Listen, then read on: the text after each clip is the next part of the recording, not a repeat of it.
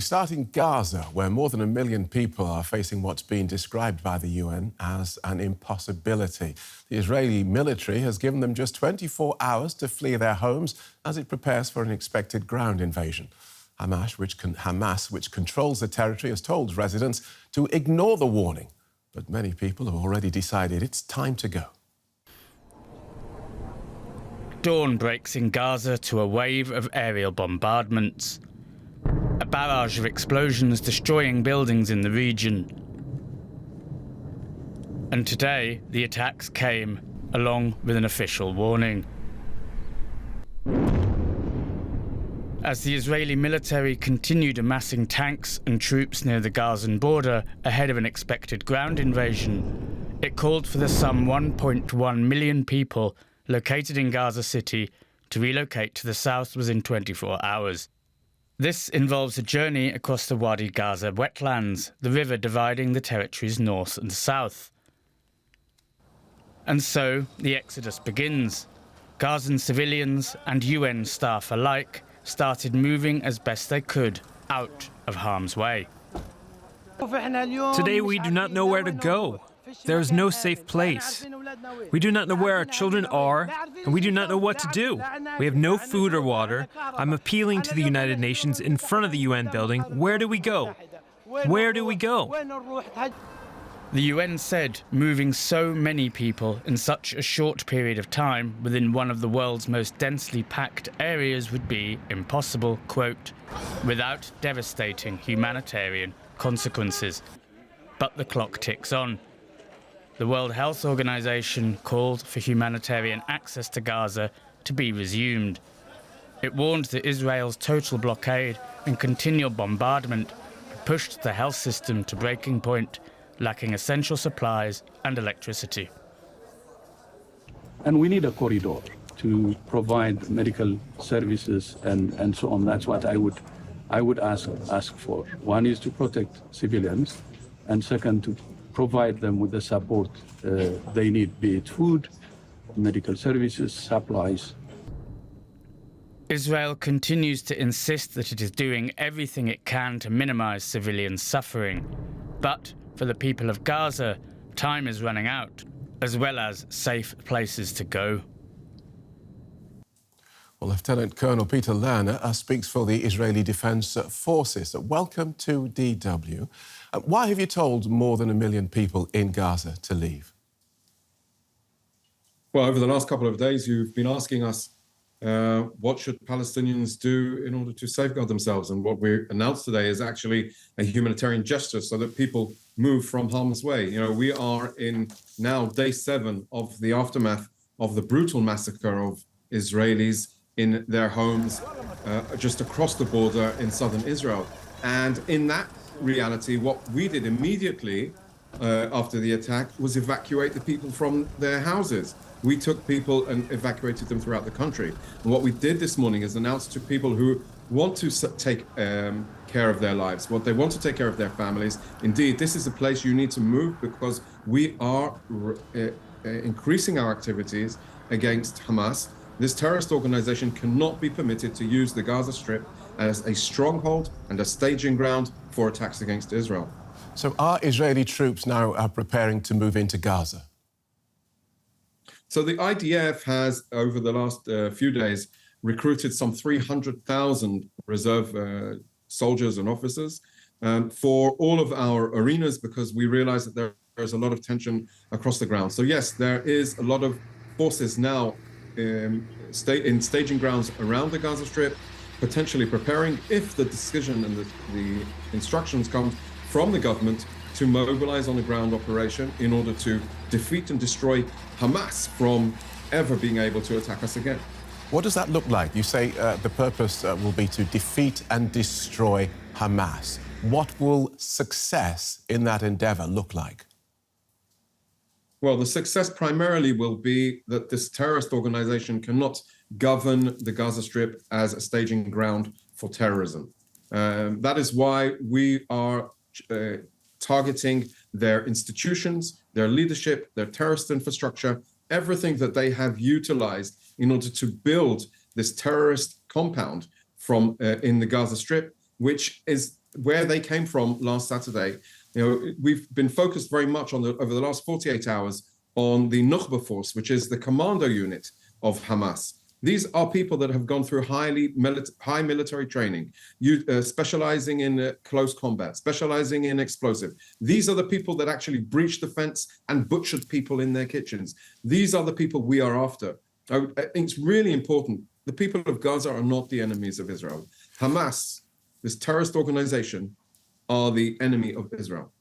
How do you defeat and destroy Hamas in Gaza while preserving the lives of Gazans? Because what it sounds like, and I'm happy for you to tell me I've got the wrong end of the stick, what it sounds like is that Israel is about to level northern Gaza. Well, Phil, you asked me what is the purpose of evacuating people, and that's exactly what we're trying to do, is tell people, safeguard your lives, move from areas where there could be potential an increase in hostilities and in our operations.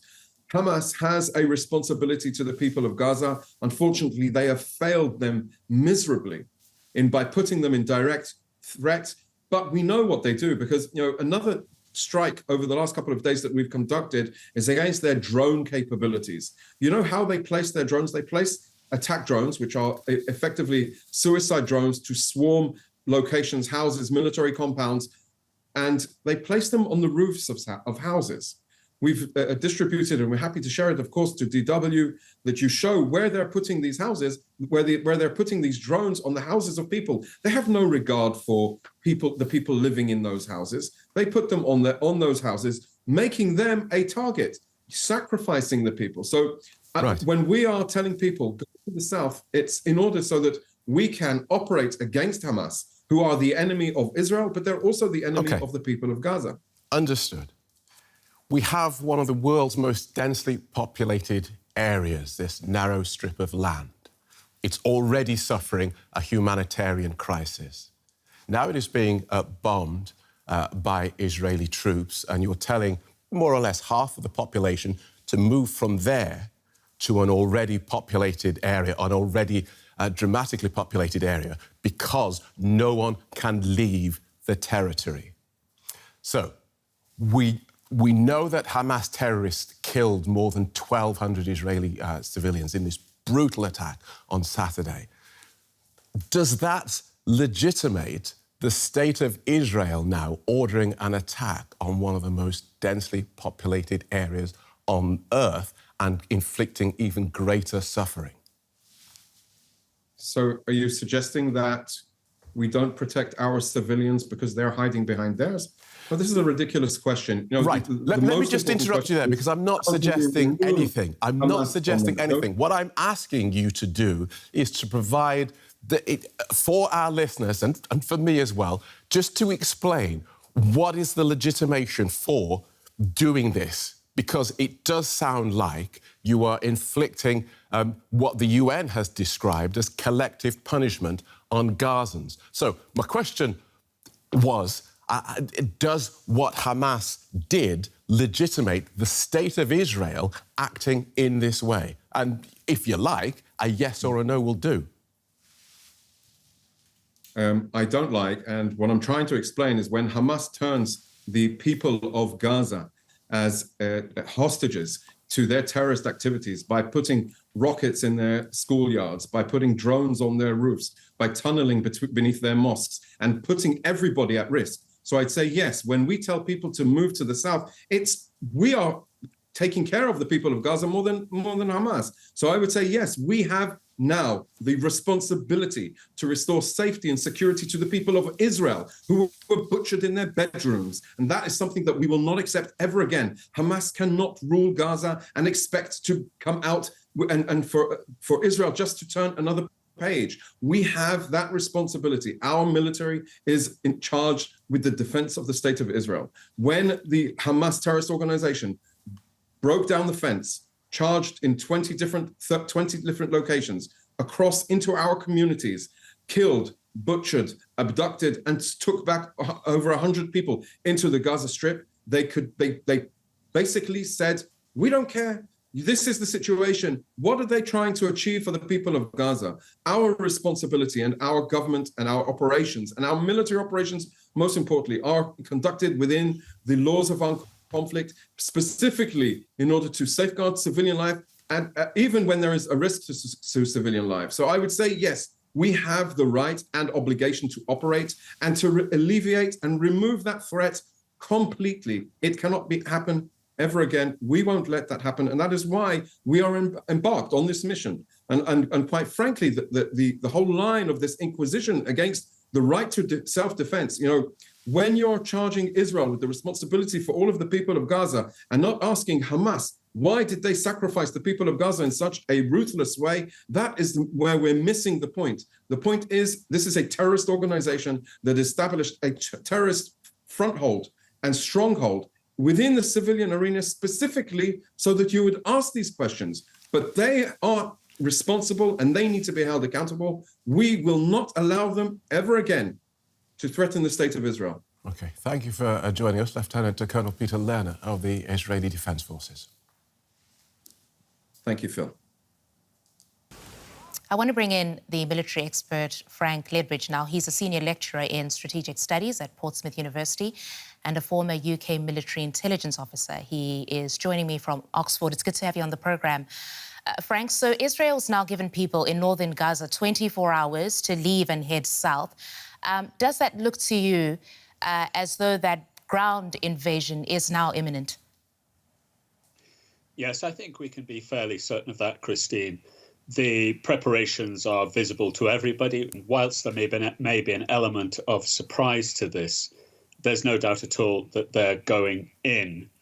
I think we can, with respect to the orders given by the Israelis and the controversies around it, perhaps one reference point might be what happened in Mosul in the fight against the similar terrorist group IS, where refugees were allowed to leave. They were vetted to some extent, but look, that's a separate issue. The answer to your question is yes. I think they'll be going in at some point in the next few days. They may not do a sort of full panoply assault. It may indeed form a sort of patchwork of assaults, but we'll see. That's speculation. Frank, as you're speaking, we're actually showing live images and we can see what looks to be tanks over there. As you say, they're likely going in. So what does that look like then? What kind of warfare can we expect here when those Israeli troops enter Gaza? Right, again, look back. Both sides will have learnt from this. The operations against IS in Iraq and Syria is what it's going to look like, except I think what you have here is Hamas is far better prepared, better armed, equally motivated as them.